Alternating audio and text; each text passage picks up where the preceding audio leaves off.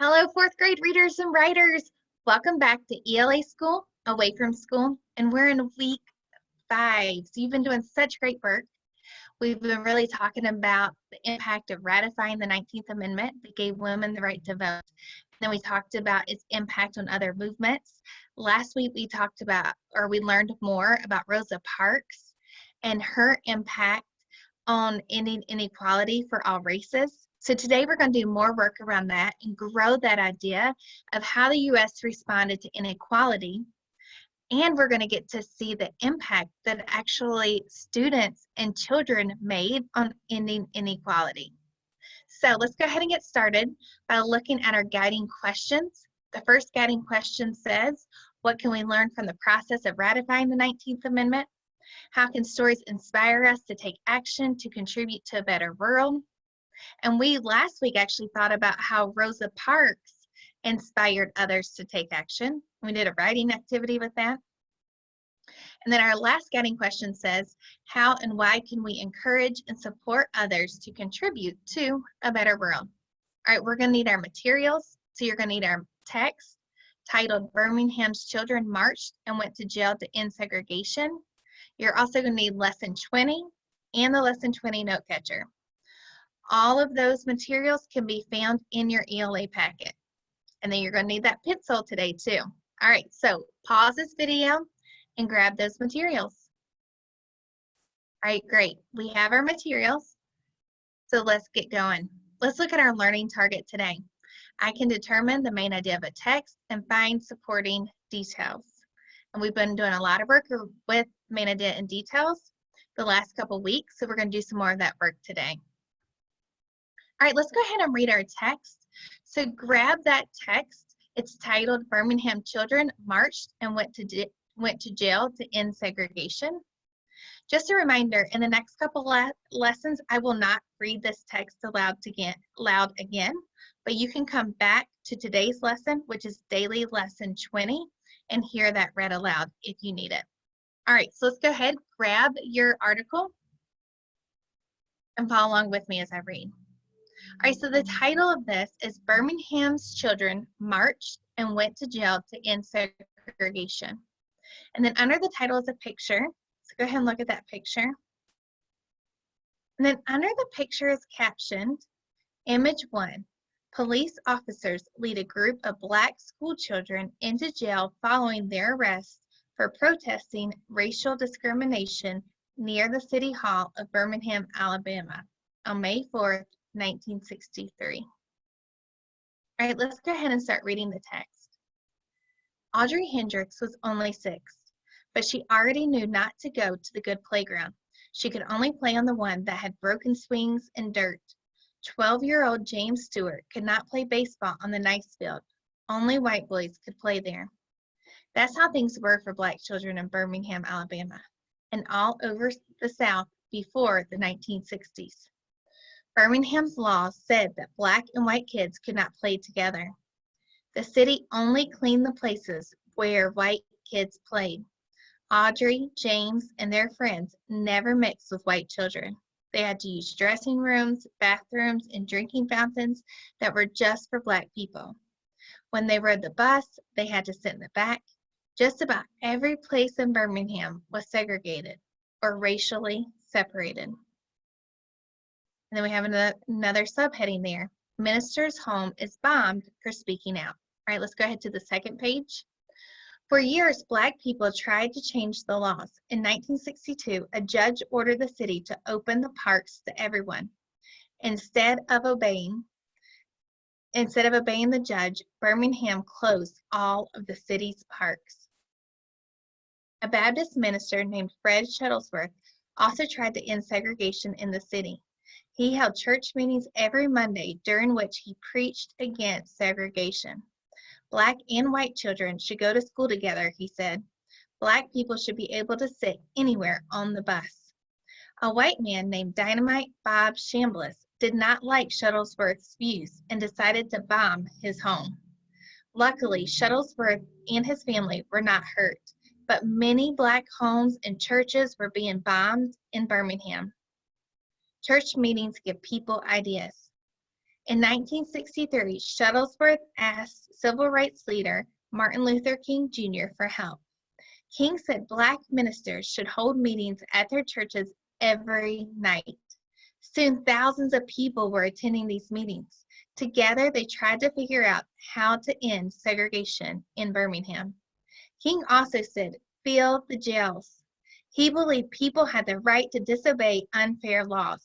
If 1,000 people broke segregation laws and were arrested, the jails would not have room for them all.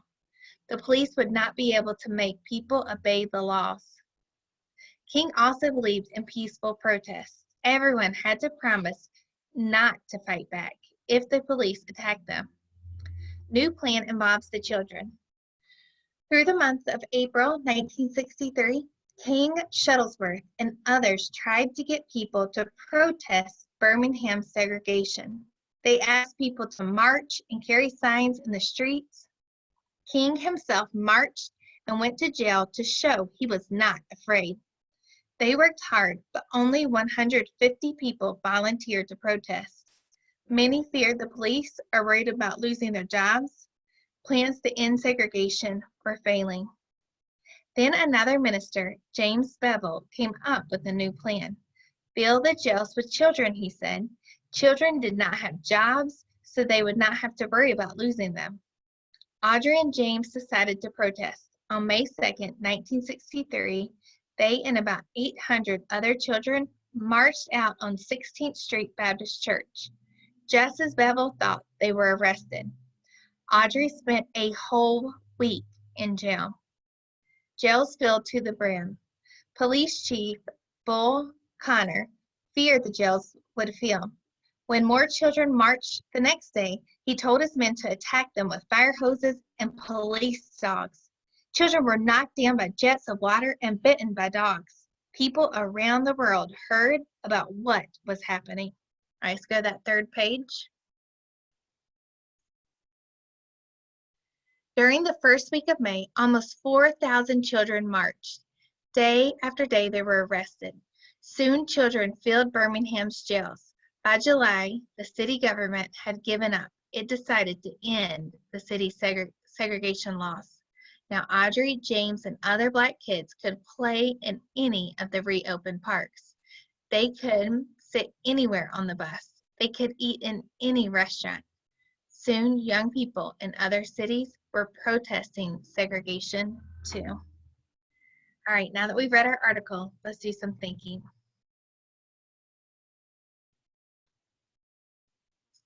All right, I want you to think about these three questions. What is the article about? How would you summarize the article? And what sentence from the article best summarizes the main idea? So you notice we're asking for the main idea in a little bit different way, right?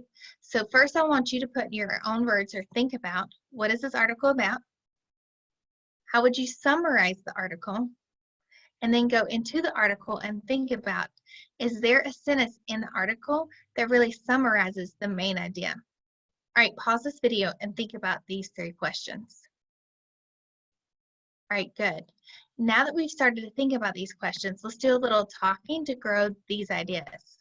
Before we get started though, I want to remind you, the main idea is the big idea that the author wants you to understand and take away from reading the text, right? A supporting detail is information from the text that supports, explains, defines, or proves the main idea. All right, so talk about these questions. First, I want you to talk about, how would you summarize the article? All right, so how would you summarize the article? Remember, the summary really captures the big ideas of the article. Pause this video and talk about it now. All right, great. Probably somewhere in that summary, you made sure to talk about children's roles in ending inequality in the South and really all over the United States. All right, now I want you to talk about this. What sentence from the article best summarizes the main idea? So go in that text and talk about what sentence from the article best summarizes the main idea. All right, pause this video talk about that now. Great. That sentence that you chose should really capture this big idea of how the impact that children made in ending segregation. All right. Last question I want you to talk about. What explicit information in the text supports your thinking about the main idea? All right, so go in the text, find those supporting details that either explain, define, supports, proves that main idea. Pause this video and do that now. All right, great. So we've read our text, we've done some thinking, now we've done some discussing. Let's go ahead and do our writing activity. So using your Lesson 20 note catcher, record your main idea. Then find 3 supporting details from the text and record them on the note catcher. So I want you to notice at the top in that first box under your question, you're still capturing the main idea, but we've asked you for the main idea of the text in a little bit of a different way. So it says summarize the article in 1 sentence, right? So when you're asked to summarize the article in 1 sentence, we're really asking for you to give us what is the main idea of the text. So that's going to go in that first section.